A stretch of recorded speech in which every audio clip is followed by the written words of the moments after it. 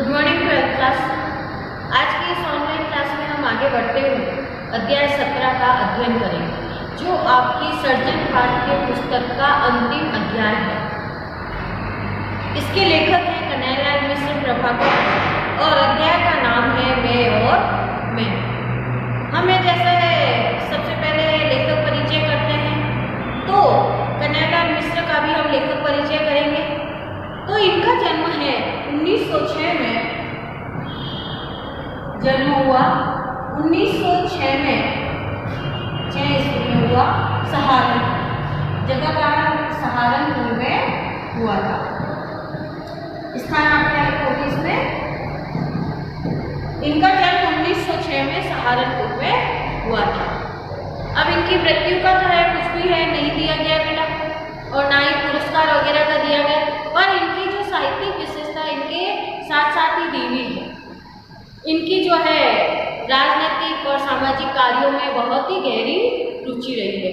तो ये शुरू से देखो, आप जैसे 1906 में है इनका जन्म हुआ है, तो 15 साल बाद या 20 साल बाद जब ये बड़े हुए हैं, 15 साल के हुए या 20 साल तक के हुए हैं, तो उस वक्त क्या है, स्वतंत्रता आंदोलन चरम सीमा पर था। चरम सीमा पर होने के कारण ये स्वतंत्रता आंदोलन के संदर्भ में कई बार जेल भी गए हैं। और इनका जो मुख्य कार्य रहा, मुख्य कार्य इनका रहा है, मुख्य कार्य पत्रकारिता। मुख्य कार्य का हम मुख्य कार्य इनका मानेंगे पत्रकारिता का कार्य। पत्रकारिता से क्या देखोगे कि ये ऐसे रिपोर्टर भी वर्क करते थे, रिपोर्टर वर्क करते थे, संपादक भी रहे, यानी एडिटर वगैरह भी रहे हैं। और अब यहाँ पर जो इनके संपादक रहे, किस मासिक पत्रिका के? ज्ञानोदय। ज्ञानोदय के संपादक रहे हैं। ज्ञानोदय के संपादक भी रहे हैं। और साथ ही साथ साहित्य साधना, इनकी साहित्य साधना विशेषकर नया जीवन मासिक जो पत्रिका निकलती थी उनके संपादक प्रकाशन में भी व्यक्त हुआ।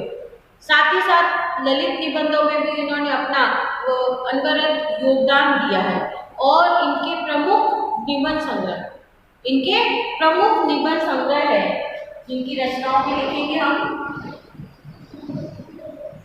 मुख्य जीवन संग्रह है इसके, निबंध संग्रह रहेंगे जिंदगी मुस्कुराई, जिंदगी मुस्कुराई, जिंदगी मुस्कुराई, माटी हो गई सोना, माटी हो गई सोना। फिर रहता है इसके बाजे पायलिया के घुंघरू, बाजे पायलिया के घुंघरू। फिर दीप जले, दीप जले शंख बजे। ये तो है इनके निबंध संग्रह, निबंध संग्रह है ये। कौन कौन से निबंध संग्रह है? जिंदगी मुस्कुराई, माटी हो गई सोना, बाजे पायलिया के घुंघरू, दीप जले शंख बजे। ये तो हुए इनके मुख्य। और जो लघु कथा संग्रह है, छोटी कहानियां, आकाश के तारे, धरती के फूल, इनके लघु कथा संग्रह है। और पत्रकार होने के नाते इन्होंने कई रिपोर्टाज भी लिखे। इनके प्रमुख रिपोर्टाज में क्षण बोले कण मुस्कुराए, क्या होता है? क्षण बोले कण मुस्कुराए,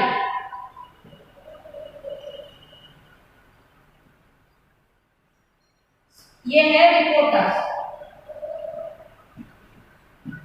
अब ये रिपोर्टाज के बारे में समझ लेना क्या होता है, आपके कोर्स में भी है कि ये पत्रकार होने के नाते इन्होंने कई रिपोर्टाज लिखी। और इनका प्रमुख रिपोर्टाज क्षण बोले कण मुस्कुराए शीर्षक कृति है। अब है इनके क्या है, अब रिपोर्टाज किसे कहते हैं, चलो यही देखकर फिर है हम आगे बढ़ते हैं। रिपोर्टाज होता है कि जो है कोई भी घटना घटी, उसका आंखों देखा हाल वही है छपवाता है।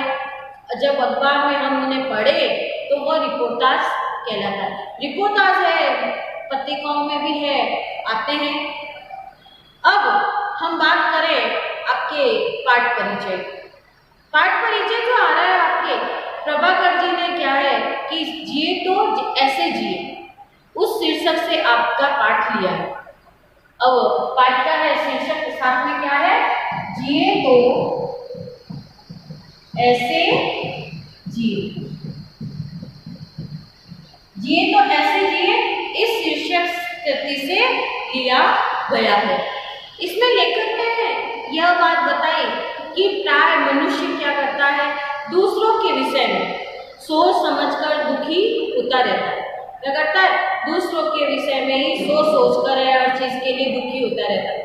उसका प्राथमिक कर्तव्य है कि वह अपने विषय में सोचे। हम क्या करते हैं, हम मनुष्य का पता नहीं नेचर ही ऐसा है, हमारा स्वभाव ही ऐसा है। हर एक मनुष्य, कोई एक का नहीं है, ये सभी के लिए है, चाहे छोटा है, चाहे बड़ा है, चाहे बूढ़ा है, कैसा भी है, बूढ़ा है, जवान है, कैसा भी है, वो कैसा क्या करता, उसने ये नहीं किया, उसने ये नहीं किया, उसने ये कार्य रख दिया, उसने ये कार्य रख दिया।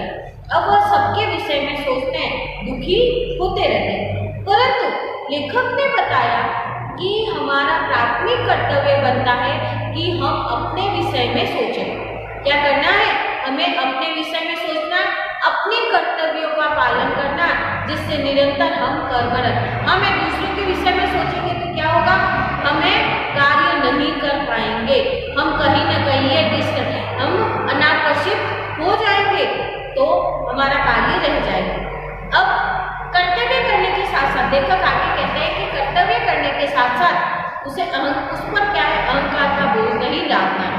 हमें अहंकार तो बिल्कुल अपने पास भी नहीं फटकने देना है, अहंकार बिल्कुल भी नहीं होना चाहिए, क्योंकि अहंकार को क्या है, घृणा का पिता बताया गया है। अहंकार जो है, अहंकार होता है घृणा का पिता, घृणा का पिता होता है। अब घृणा का पिता है और घृणा जीवन की संपूर्ण ऊंचाइयों की दुश्मन है, हमें है आगे बढ़ने से रोकती है। हम घृणा रखें, कुछ भी है इस तरह का ढंग से कार्य नहीं करें, तब क्या होगा, हम जीवन की ऊंचाइयों से नीचे गिर जाएंगे। तो घृणा को क्या बताया है, जीवन की ऊंचाइयों का दुश्मन बताया है। अतः घृणा से हमें बचना चाहिए। यदि हमें सफल होना है तो हमें घृणा नहीं करनी है। अब लेखक ने इसी के साथ दूसरा संदेश दिया। लेखक ने संदेश दिया है वह यह है कि मनुष्य को जीवन के प्रति निष्ठा रखनी चाहिए। निष्ठा रखते हुए संघर्षों से घबराना नहीं है। क्या है, मनुष्य को जीवन के प्रति निष्ठा रखते हुए संघर्षों से घबराना नहीं है। यही है, जीवन से हम निष्ठा रखेंगे, हमें अपना कार्य करना है, हमें अपने जीवन से प्रेम है, तो हम क्या करेंगे, जीवन में आने वाली चाहे कितनी भी कठिनाइयां हैं, हम उसको पार करते हुए आगे बढ़ते जाएंगे। कार्य है, कड़ी मेहनत हमें करनी ही है, दूसरा कोई विकल्प नहीं है। कड़ी मेहनत हमें करनी है, हमें आगे बढ़ना है, संघर्षों से घबराना नहीं है, हमें कभी भी निराश नहीं होना है। निराश भी नहीं होना, क्योंकि निराशा कर्म की गति को रोक देती है और नया और ताजा अनुभव नहीं करने देती। तो आगे समझ में बेटा कि पहला जो कर्तव्य बताया कि हम अपने विषय में सोचें। हम सिर्फ हम दूसरों को देख कर दुखी होते हैं, उसने ये नहीं किया, उसके ये प्रॉब्लम है, अरे खुद की भी प्रॉब्लम देखो, खुद की समस्या देखो, उसका समाधान निकालो, खुद को भी तो देखो। तो वही बताया कि हम अपने विषय में सोचें, अपने कर्तव्य का पालन करते रहें और निरंतर कर्मरत रहें। और कर्तव्य करने के साथ साथ उस तरह अहंकार का बोझ नहीं डालना है, क्योंकि अहंकार क्या है, घृणा का पिता है और घृणा जीवन की संपूर्ण ऊंचाइयों की दुश्मन। अतः हमें घृणा से बचना है। अब दूसरा संदेश दिया, उसमें दिया कि मनुष्य को जीवन के प्रति निष्ठा रखते हुए संघर्षों से घबराना नहीं चाहिए, निराश नहीं होना चाहिए, क्योंकि निराशा कर्म की गति को रोक देती है, नया और ताजा अनुभव नहीं करने देती। तो आगे बेटा समझ में, हमें क्या करना है, हमें अपने जीवन के बारे में ही सोचना है, खुद के बारे में, खुद के कर्मों के बारे में, खुद के कर्तव्यों के बारे में हमें सोचना है। कभी भी हमें संघर्षों से घबराना नहीं है, जीवन में आने वाली कठिनाइयों को पार करते हुए आगे बढ़ते जाना है। अब आते हैं हम मूल पाठ पर। हम क्या है, मूल पाठ पर आते हैं कि पाठ क्या है। इसमें पाठ जो लिखा गया है बेटा, जिए तो ऐसे जिए वाले से शीर्षक से लिया है आपका। अब उसमें क्या है, एज इट इज उसको रखा गया है, उसमें कुछ भी बदलाव नहीं किया गया है। तो लेखक अपने मित्र से कहते हैं, लेखक ने एक दिन देखा, निकल रहे थे बाहर, उनका मित्र है बहुत ही गुमसुम सा बैठा था। तो उन्होंने ये बोला कि जब देखो गुमसुम, जब देखा गुमसुम। तो अरे भाई, तुम्हें क्या सांप सूंघ गया कि सुबह के सुहावने समय में यूं चुपचाप बैठे हो? तुमसे अच्छे तो देवी कुंड के कछुए हैं जो तैरते नजर आ रहे हैं। यानी जो कछुए हैं वो जो विमुख प्राणी है वह भी क्या है, अपने कार्यों पर लग गए, और तुम चुपचाप है गुमसुम से बैठे हो, अपने मित्र को कह रहे हैं। उठो, दो चार किलकारियां भरो और अंगीठी के पेट में गोला डालो, जिससे अपना भी पेट हम गर्म आए। यानी अंगीठी को गर्म करेंगे तो अपने आप ही हमें अपना पेट भी गर्म कर लेंगे। ओह, अब मित्र एकदम से जागता है, वो तो अपने धुन में बैठा हुआ था। कहता है, तुम कहाँ से टपके इस समय? चाहे कितने भी गंभीर मूड में हो, विचारों के कितनी गहराई में उतर रहे हो, तुम्हारी आदत है बीच में आग उठना और फैलाने लगना लतरानियों के लच्छे एक के बाद। ये सच है, यह बहुत ही बुरी आदत है। अब उसने वही मित्र को एकदम से वो तो अपनी मस्ती में था, बैठा था, गुमसुम हुआ और जो लेखक ने है उसको एकदम से हटा दिया।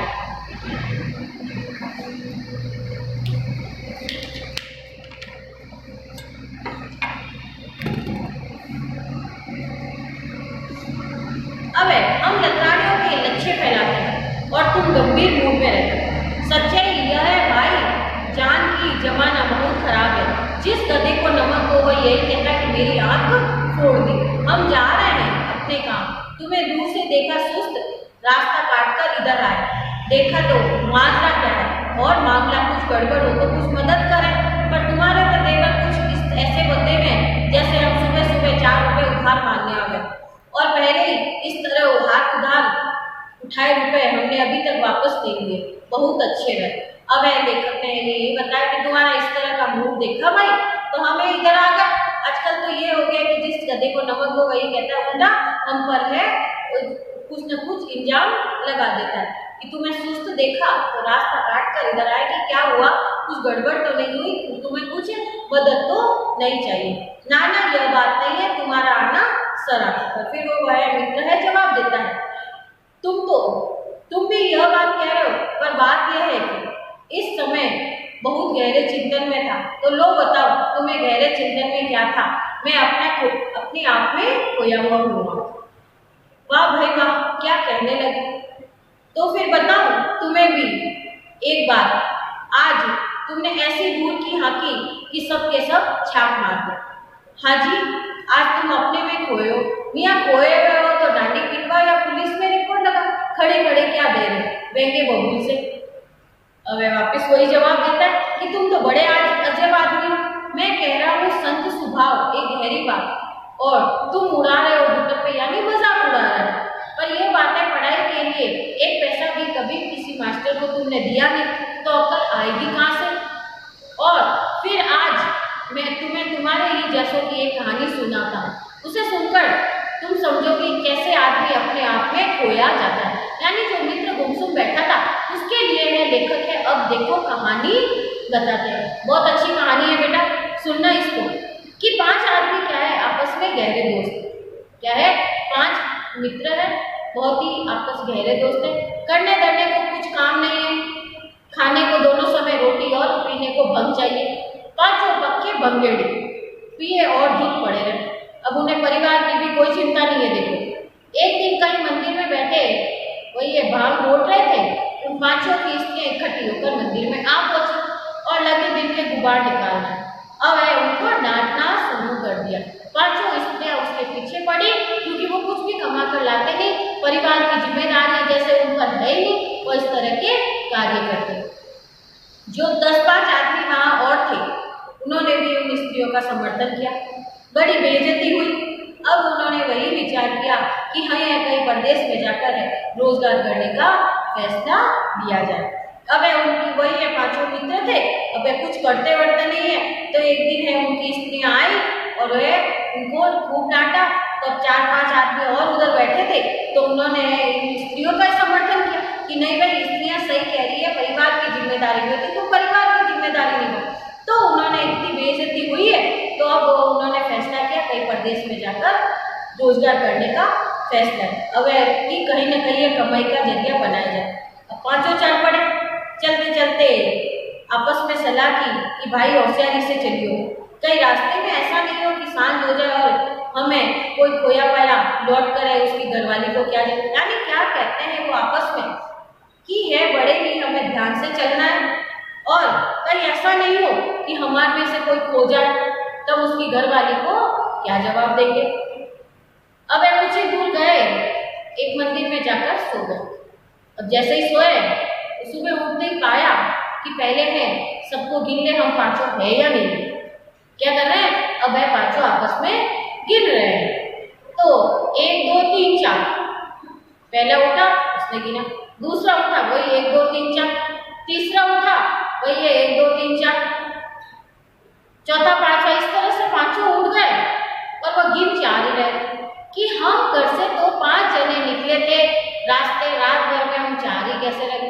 इस तरह से सबने है, अब उनको यही लगा कि 5वां आदमी शायद रात को लौट गया।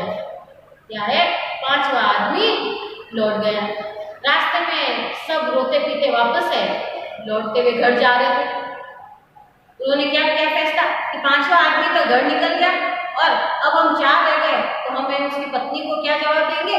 तो रोते पीटते वो सब है जा रहे हैं। अरे भले आदमियों, खुद को भी तो गिनो, इसमें क्या है कि खुद को भी तो गिनो। अब रास्ते में एक समझदार आदमी मिला, उसने पूछा कि क्या मुसीबत है। तो उन्होंने बताया कि हम घर से तो 5 जने चले थे और रात भर में हम 4 ही रह गए। अब जब आदमी ने उनको गिना, तुम तो कहा कि भले आदमी तुम 5 ही तो चले थे और 5 ही तो है, तो फिर क्यों रो रहे। अब वही है बगेड़ी में वापिस से सबने एक दूसरे को गिनना, कोई 4 ही 4 4 ही 4। तो समझदार अरे व्यक्ति ने कहा, अरे बंधु अपने को तो गिनो। अब इन लोगों को समझ में आया कि मामला क्या है, जो गिन रहा था वो खुद को तो भूल ही जाता, यानी क्या कर रहे थे, वह स्वयं को तो भूल ही जाते। अब वही हाल मेरा हो रहा है। मैंने घर की सोची, पड़ोसी की सोची, देश की सोची और जो समझो दुनिया की बातें सोच मारी, पर अपने बारे में तो भूल ही गया।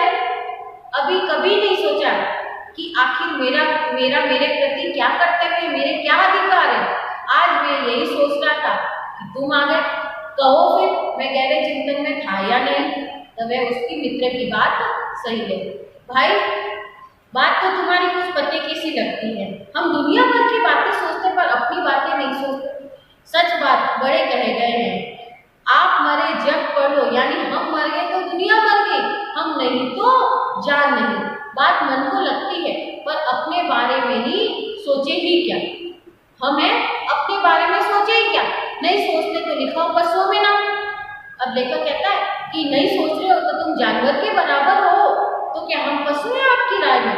वह मित्र कहता है, भाई साहब आप हमें पशु बता रहे, पर भाई यह तो बताओ, तो तुम्हें हमारी पूंछ और सींग किधर दिखाई दिए क्या।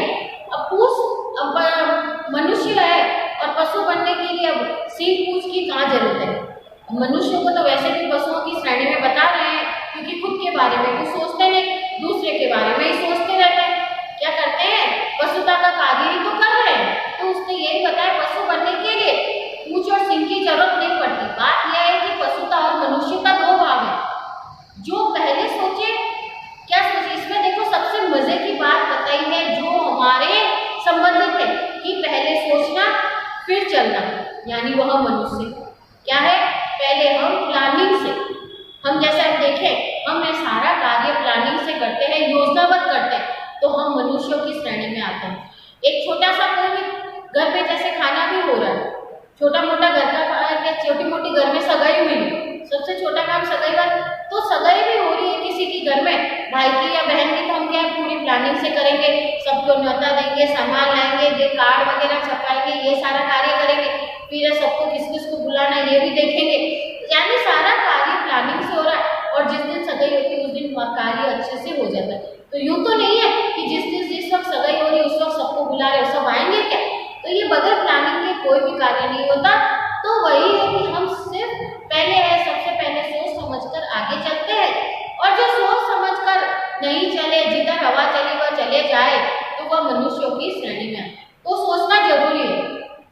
ने क्या बताया कि हाँ सोचना जरूरी है, जी हाँ सोचना जरूरी है और अपने बारे में सोचना जरूरी है।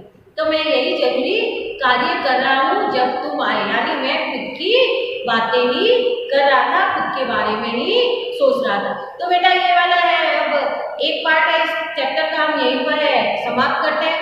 नेक्स्ट वीडियो में आप सेकेंड पार्ट इसका देखोगे, तो इसको मैं यहीं पर अभी समाप्त करती हूँ।